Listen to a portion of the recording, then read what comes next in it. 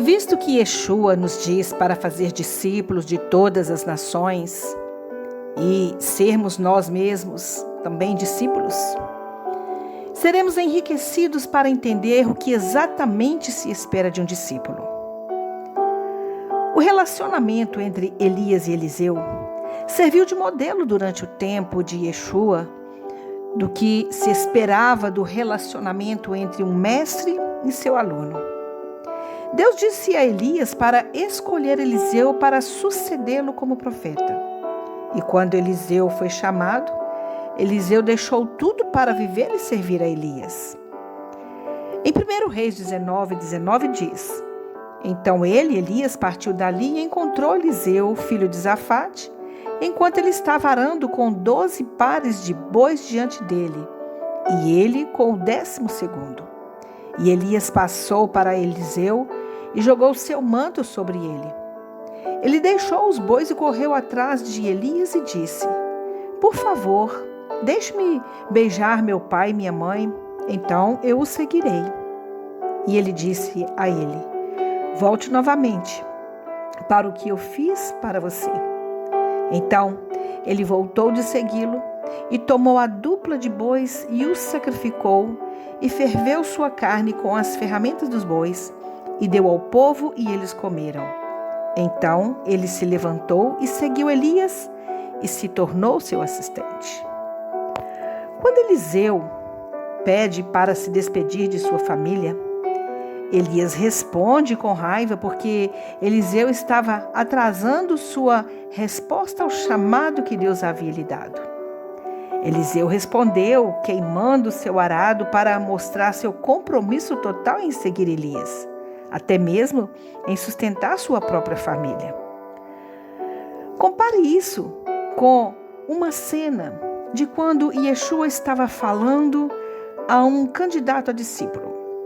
Está em Lucas 9,61. Outro também disse: Eu te seguirei, Senhor. Mas primeiro, permita-me dizer adeus aos que estão em casa.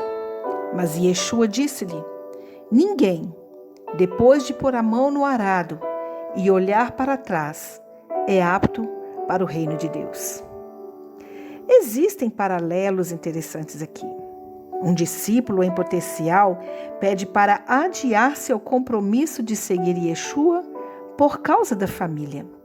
E Yeshua o informa que ele precisa abandonar tudo para fazer parte do reino de Deus. Ao aludir ao arado, ele está se lembrando da cena em que Eliseu fez o mesmo pedido a Elias. Um discípulo deveria ser totalmente devotado a seu rabino, amá-lo como a seu próprio pai. O relacionamento não era sobre aprendizado acadêmico, como um aluno tomando notas de um professor. Um discípulo deveria servir a seu rabino e imitá-lo em seu modo de vida, como um aprendiz, servindo a um mestre. Vemos isso em Eliseu quando diz que ele se tornou o ajudante de Elias, o seu mesharet, que humildemente serviu às suas necessidades. Também aprendemos como Eliseu era dedicado e leal a Elias. Em 2 Reis, capítulo 2, Elias ordenou a Eliseu que ficasse para trás quando soube que Deus estava para levá-lo.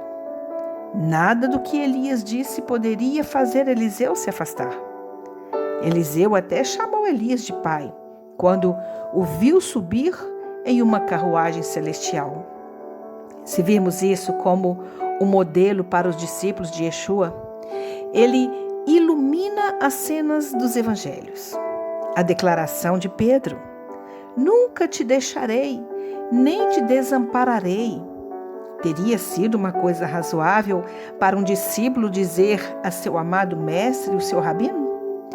Em contraste, a traição de Judas seria impensável, mesmo se Yeshua não fosse o Messias. Quando Pedro negou Yeshua, ele se sentiu péssimo, porque um discípulo nunca trairia ou abandonaria seu mestre. Também vemos essa dinâmica quando Yeshua os ensina sobre o serviço lavando os pés, como seus discípulos. Era seu trabalho servi-lo, não o contrário. Ele estava ensinando a eles uma grande lição de humildade, que o mais merecedor de ser servido é servir a si mesmo, enquanto eles estavam ocupados discutindo quem é o maior. Outra coisa que aprendemos com Elias e Eliseu é que o objetivo de Eliseu era ser como Elias. E ele pediu que o mesmo espírito profético de Elias fosse derramado sobre ele. Um discípulo não queria apenas saber o que o seu mestre sabe. Ele queria ter as mesmas habilidades e paixões para servir a Deus. Eliseu serviu a Elias para ver como Elias vivia e para aprender a ter a mesma sabedoria em cada situação. No final das contas, Eliseu se tornou o sucessor espiritual de Elias. Este é o outro paralelo entre as histórias de Elias e Eliseu, Yeshua e seus discípulos. Depois que Elias é elevado ao céu, seu manto cai sobre Eliseu, e Eliseu recebe a capacidade, por meio do Espírito, de fazer milagres como Elias fazia. No Novo Testamento, algumas semanas depois de os discípulos verem Yeshua subir ao céu, eles receberam o Espírito, o Ruach, e também se tornam capazes de fazer milagres.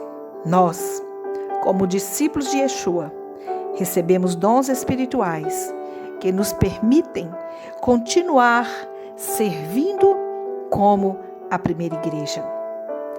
Através da lente do relacionamento entre Elias e Eliseu, vemos muitas aplicações para nossas próprias vidas como discípulos de Yeshua. Devemos ser totalmente devotados a servir e seguir Yeshua, amá-lo mais do que nossa própria família e nosso sustento. Nosso objetivo não pode ser apenas aprender tudo sobre ele ou tratá-lo como um professor acadêmico, mas nos tornarmos como ele. Baruch Hashem, que o Eterno nos abençoe com essa palavra. Querido Deus, nós precisamos aprender a ser discípulos. Nós precisamos aprender com o nosso Mestre Yeshua.